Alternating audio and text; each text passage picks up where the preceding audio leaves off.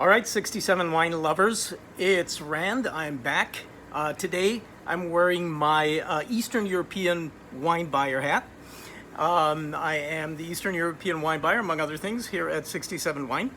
And tonight I felt like something a little bit I don't know, spicy, peppery, and something with a little bit of an Eastern European twist. So I made myself a little snack of these lovely potato patties and a little bit of ivar, and I have these on a bed of roasted, sauteed mushrooms, peppers, and onions. So this should be really nice, and I thought that would pair very nicely with the wine I want to show you tonight, which is from Georgia.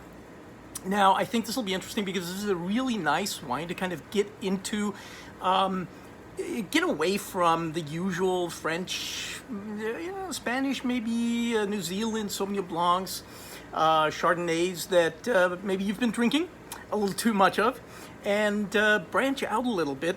But if you're not quite ready for some of those, let's say, more esoteric orange wines of Georgia, this is something that will get you into Eastern European wines a little more gently.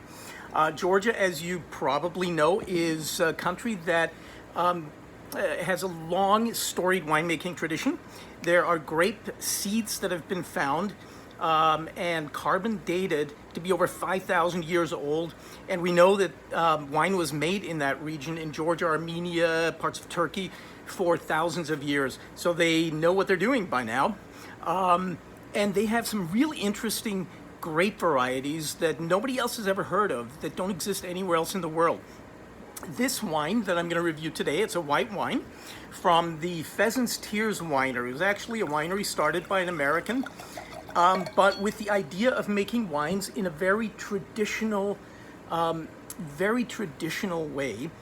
And what that means is, in the old days in Georgia, the way they made wine is they put it in, and not just in Georgia, but also the Romans did this, Greeks, they put the wine in clay amphora, or what they call qvevri in Georgia, and then buried those in the ground, which keeps it at a nice steady temperature. It keeps it cool, keeps the wine cool as it's fermenting, and then aging, and it creates a really pure wine because you're not tainting it with any oak flavor or anything like that. So what we have here is a wine that is not quite really an orange wine. It does have a little bit of skin contact, so it does have a little bit of a darker hue. But some of these wines are really intensely amber or orange and will have a little more tannin, almost like a red wine. So they're kind of hard to get used to, but I would challenge you to try them. This, however, is not.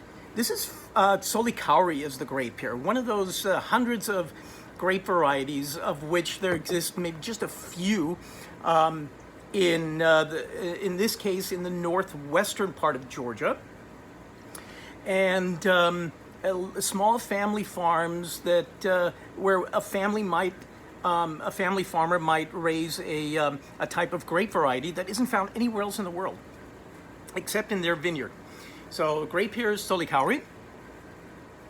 So I'm getting really nice warm apple notes here. This does have a little bit of oxidation, so it has a little bit of that warm sort of raisiny quality almost.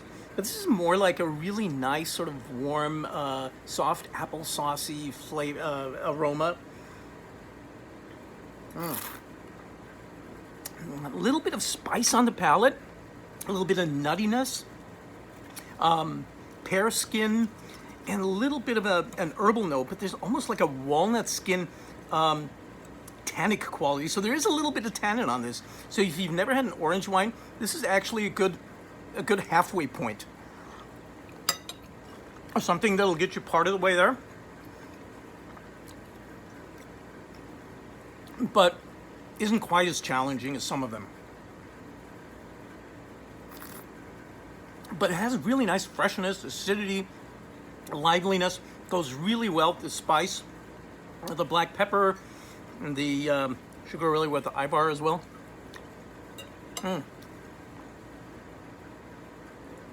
Really nice. Goes nicely with the spice of the ivar. Really delicious. Try it. less than 20 bucks on the shelf. We have a little more than a case at the shop. Be adventurous. Get out there, drink some good wine. And that's all I have today, and we'll see you next time. Ciao.